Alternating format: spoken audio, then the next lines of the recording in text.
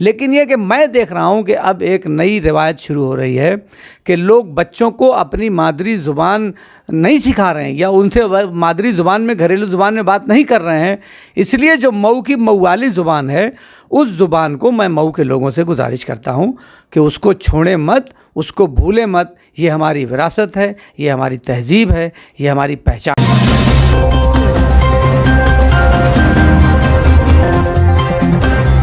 नाज़रीन आदाब, आपकी बात से मैं अरशद जमाल। ज़ुबान का कोई खालिक नहीं होता। आज तक दुनिया में जितनी भी ज़ुबानें बनी हैं, कोई ये दावा नहीं कर सकता कि किसी ज़ुबान का कोई खालिक है। ज़ुबानें ख़ुद अपने माहौल और अपनी ज़रूरतों के एतबार से वजूद में आती हैं। और आप ये दूसरी जो ख़ास बात देखें, ख़ास तरीके से इसीलिए कुरान में इसका तज़किरा भी अल्लाह रब्बुल इज़्ज़त ने किया है कि ज़ुबानों का खालिक मैं हूँ। लेकिन जो ख़ास बात मैं आज बताना आपको चाहता हूँ कि कोई भी ज़ुबान हो तो वहाँ की जो अदबी ज़ुबान होती है वो अलग होती है और मकामी ज़बान जो है वो अलग होती है।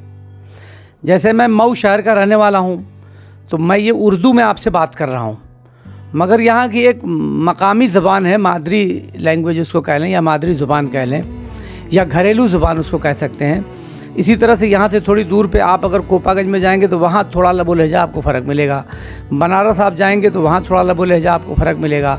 यहाँ तक कि मुबारकपुर में जो लबो लहजा है वो मऊ और बनारस की आमेज़िश है। इसी तरह से अलग अलग, जैसे ही थोड़े इलाके में आप खिसकेंगे तो वहाँ की इलाकाई ज़बान, उस जगह की मकामी ज़बान यानी मादरी या घरेलू ज़बान उसको कह लें, उसकी आमेज़िश आपको देखने को मिलेगी। मगर जो मकामी और घरेलू या जो मोहल्ले वाली जो ज़ुबान होती है, उसकी ख़ास बात ये होती है कि माफ़ूज़ ज़मीर को अदा करने का जो शब्द या जो लफ्ज़ आपको मकामी ज़ुबान या घरेलू ज़ुबान में मिलेगा, उसका अदबी ज़ुबान में वो तअस्सुर देना बहुत मुश्किल होता है।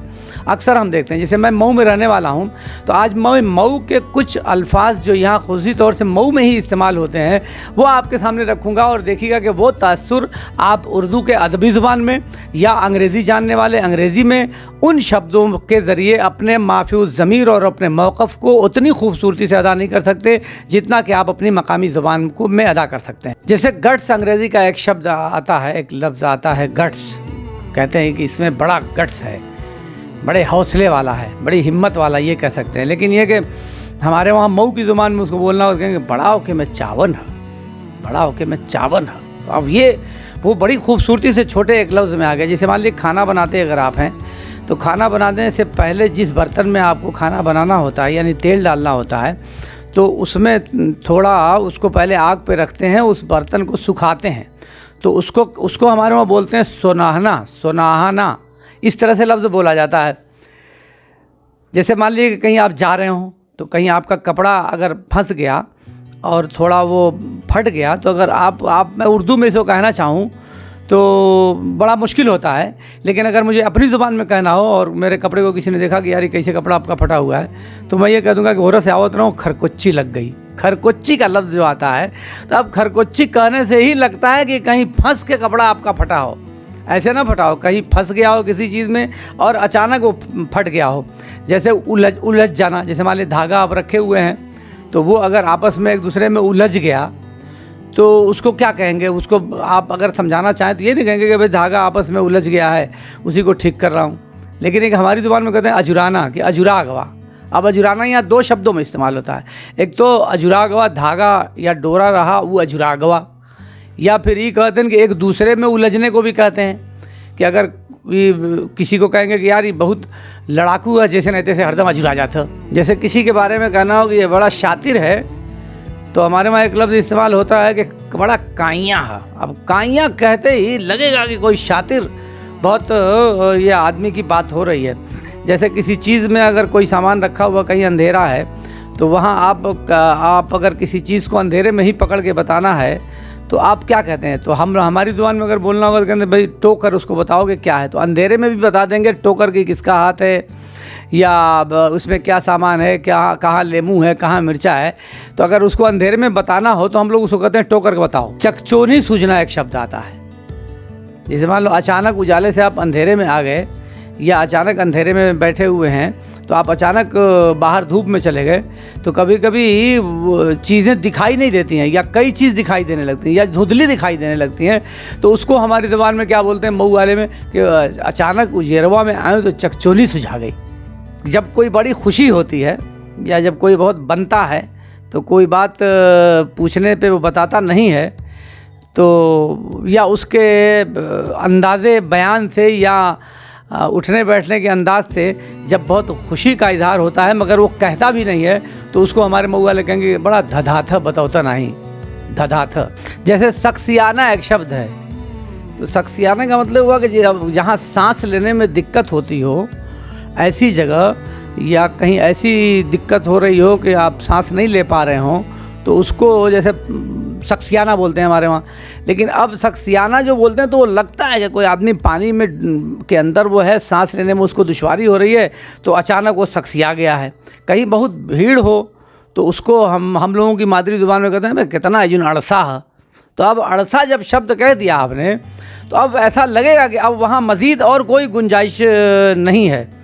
जैसे हम लोग बोलते हैं धुएंदी आना, जैसे जब कभी ज़्यादा खा लीजिए आप तो जो डकार आती है, तो उस डकार से जब आपके महक आती है तो आप उसको कहते हैं कि धुएंदी आना। यानी धुएंदी शब्द जब इस्तेमाल हो गया तो उसका मतलब ये हो गया कि खाना जो अपनी ज़रूरी मकदार है उस ज़रूरी मकदार से ज़्यादा खाना खा लिया, तो इसलिए धुएंदी आ रही है।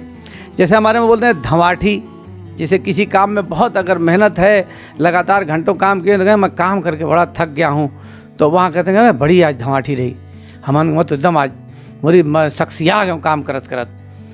फिर हम लोग बोलते हैं जैसे गुस्सा है, किसी को गुस्सा दिलाना, जैसे किसी को गुस्सा दिलवाने के लिए उसको छेड़ता है आदमी, लेकिन हमारी ज़ुबान में बोलते हैं किचकिचवाना। तो किचकिचवाना बोलने का मतलब ये हो गया कि वो आपको वो पूरा सीन वो आपको दिखने लगेगा। कुछ लोग होते हैं जो किसी से भी बिला बात की बात पे झगड़ा खींचते हैं, तो उसको हम लोग कहते हैं कि ओठरा खोज के बड़ा ओइनाहा शब्द जो हम लोग इस्तेमाल करते हैं। तब ओइनाहा कहने से ही ये लगने लगेगा कि जिसके बारे में ये लफ्ज़ इस्तेमाल किया गया है वो बिला वजह का लोगों से उलझता है और झगड़ा करता है।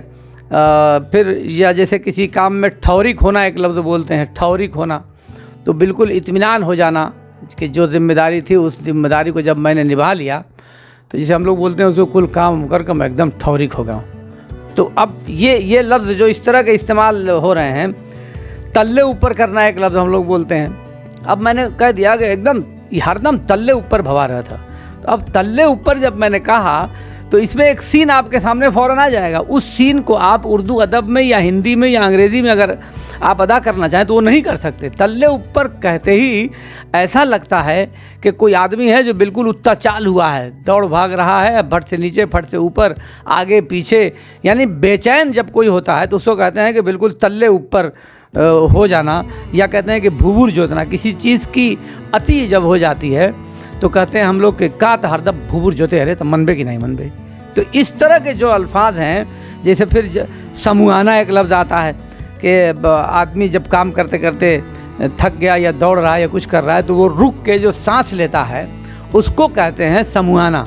लेकिन अगर इसी लफ्ज़ को हम अगर उर्दू में कहना चाहें तो शायद ही इसके लिए कोई लफ्ज़ मिले या अंग्रेज़ी में कि समूहाने को, यानी तशरीह तो उसकी हो सकती है कि जब किसी लगातार मेहनत कर रहे हैं और जब रुकते हैं, रुक के जब दम लेते हैं तो उसको कहते हैं समूहाना। तो अब इस लफ्ज़ की तलाश अगर करेंगे तो मुश्किल है। समूहाना लफ्ज़ जैसे ही हमने इस्तेमाल किया तो ऐसा लग रहा है कि मैं कोई बहुत तेज़ लगातार काम कर रहा था और अब दम लेने के लिए रुका हूँ, तो कहते हैं भाई रुक तनिकन समूहा लो। तो ये जो लफ्ज़ होते हैं वो खुद के पैदा किए हुए होते हैं। आपको शायद मेरी बातों पे हंसी आए, बहुत से लोगों को हो सकता है कि मज़ाक लगे, मगर ये मज़ाक नहीं है। मैं ज़ुबान की फ़ितरत आपको बताना चाहता हूँ और ज़ुबान का नेचर आपको समझाना चाहता हूँ कि ज़ुबान का कोई खालिक नहीं होता। और ये बात मैं इसलिए कह रहा हूँ कि हम लोग हिंदी के नाम पर या हिंदी वाले उर्दू के नाम पर जो इम्तियाज़ बरतते हैं उससे बाज आना चाहिए, क्योंकि कोई भी ज़ुबान किसी की जागीर नहीं है।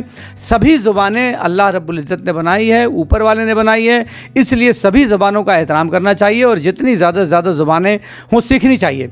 मैं अपने घर में मेरी बेटी भी बाहर उसकी शादी है और बहुत सारे घर में भी लोग हैं, तो मैं बहुत सारे घरों में देखता हूँ कि घरेलू ज़ुबान जो मकामी हम लोगों की ज़ुबान है, जब उसको बोलते हैं तो लोग उसको बड़ा मायूब समझते हैं कि अरे वैसे बोला था उर्दू बोल, तो उर्दू बोलने का लोग सिखाते हैं। मैं कह रहा हूँ कि जो हमारी घरेलू ज़ुबान है उस ज़ुबान को कभी नहीं छोड़ना चाहिए, क्योंकि ये हमारी तहज़ीब है, हमारी शनाख्त है, हमारी पहचान है। इस ज़ुबान को कभी नहीं छोड़ना चाहिए। उर्दू बोलना तो वो तो उर्दू बोलने का हुनर तो आपको आ ही जाएगा, क्योंकि समाज में आप जाएंगे तो जहाँ जाएंगे तहाँ वहाँ आपको उर्दू बोलने का हुनर आपको मिलेगा और लोग मिलेंगे, सबसे आप बात करेंगे, तो वो सिखाने की ज़रूरत नहीं है, वो तो बच्चे खुद ब खुद सीख जाएंगे। लेकिन ये कि मैं देख रहा हूँ कि अब एक नई रिवायत शुरू हो रही है कि लोग बच्चों को अपनी मादरी ज़ुबान नहीं सिखा रहे हैं या उनसे मादरी ज़ुबान में, घरेलू ज़ुबान में बात नहीं कर रहे हैं। इसलिए जो मऊ की मऊवाली ज़ुबान है, उस ज़ुबान को मैं मऊ के लोगों से गुजारिश करता हूँ कि उसको छोड़ें मत, उसको भूलें मत। ये हमारी विरासत है, ये हमारी तहज़ीब है, ये हमारी पहचान है। तो मैं उम्मीद रखता हूँ कि आज के मेरे इस वीडियो को बनाने का मकसद आप ज़रूर समझ गए होंगे कि मैंने ये वीडियो क्यों बनाई है। शायद आपके चेहरे पे कुछ मुस्कुराहट भी आ जाए, तो अगर किसी के चेहरे पे मुस्कुराहट का सबब बन जाए तो इसमें कोई बुराई की बात नहीं है। आपकी बात से मैं अरशद जमाल।